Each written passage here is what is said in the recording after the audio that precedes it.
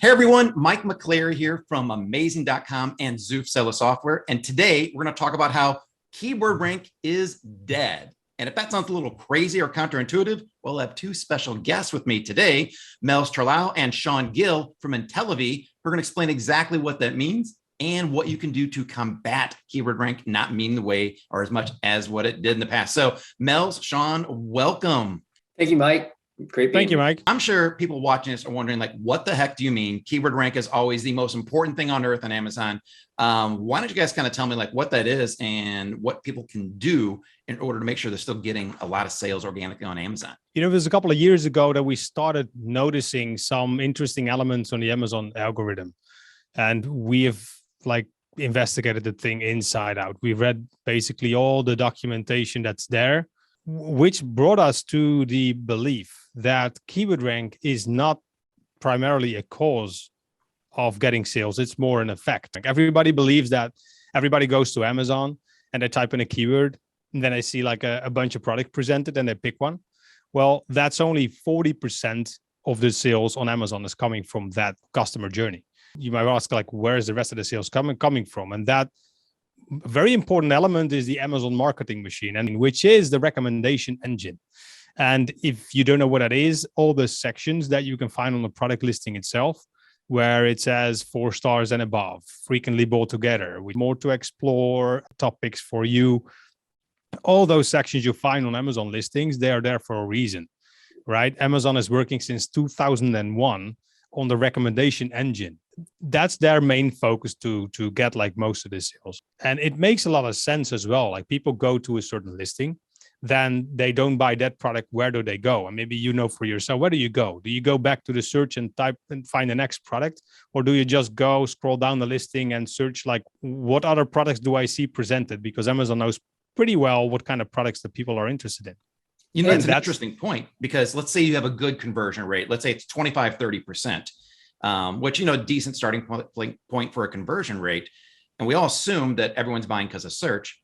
Well, that's 75% of the people that don't buy that product and they need to go somewhere else. And you're right. I don't necessarily go back out there and do another search again. I'm kind of distracted by all these different sections on Amazon. And we see the whole market is actually focusing on, hey, how can I get my certain keyword rank to the top? And, you know, now I rank my keyword and what tricks can I do? And what stuff can I do to get my keyword ranked? And now one of my keywords is actually going down and the other one's going up. Yeah, like it's something you can influence. Those days are over, right?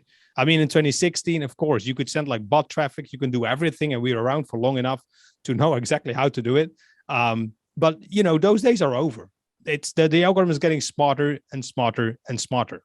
So they know that if a product is shown X amount of times and they don't have enough clicks, they don't show it to the top of search. They don't show it to the top of the recommendation engine.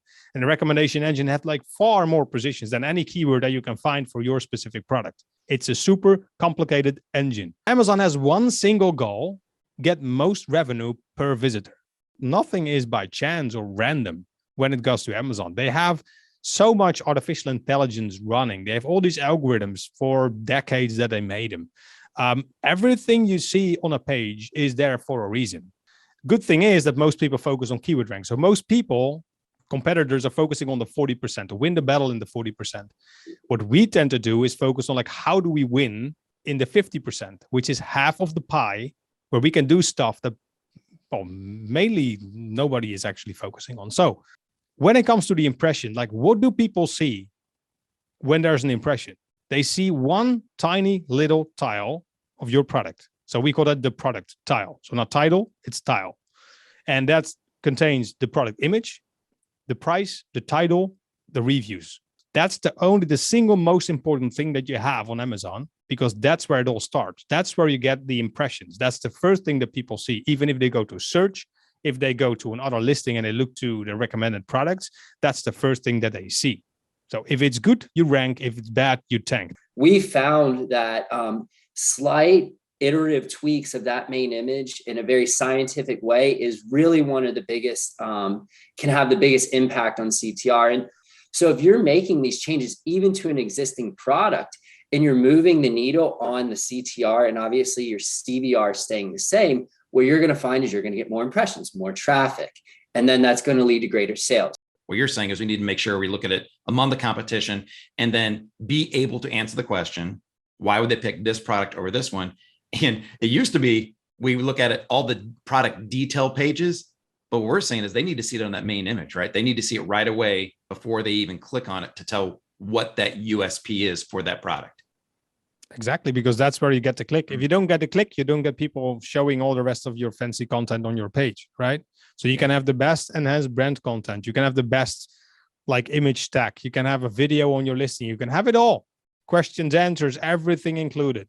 If you don't get traffic, nothing happens. We compare it always like if you have a bad listing, like a bad product tile, it's like having a physical store, like, you know, on top of a building somewhere, no traffic in front of it.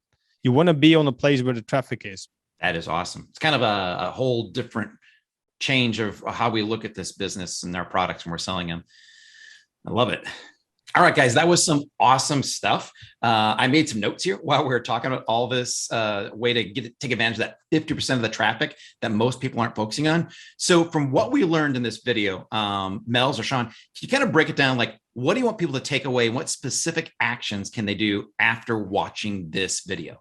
Well, the simplest thing that's the least amount of time is two things. So first, you ask yourself the question, what makes my product as good or better as my competitors? That's one.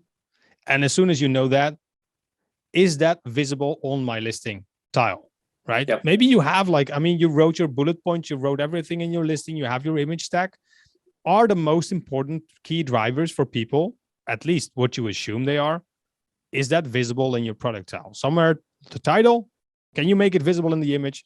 Be creative, check out our listings, how they do it. If they get the clicks and you don't, you're doing something wrong, and there's some territory that you can win. And then you can wait for 4 days until the algorithm picks it up, and then your CTR starts improving. And then that's the flywheel effect. All the rest will start happening. So that's the practical awesome. Two things you should do. Yeah. And then maybe even ask some people who don't know your product if they can tell what that is from looking at your tile, right? Because I may know it because I know my product, but anyone shopping on there probably has a different perspective than we do. Absolutely. Yeah. Awesome. All right, guys. I want to thank you so much. If you like this video, be sure to drop us a comment below, ask us any questions, anything else you want to about increasing sales on Amazon. It can be anything you want. We're going to be dropping more videos with some other great tips on increasing your traffic, your sales, taking advantage of that 50% of traffic that most people don't even realize. So be sure to follow us here and stay tuned for our very next video. Mels, Sean, thank you guys so much. It's been some great stuff, and have a great day, and we'll see you in the next video. Thank you, Mike. You're welcome, Mike.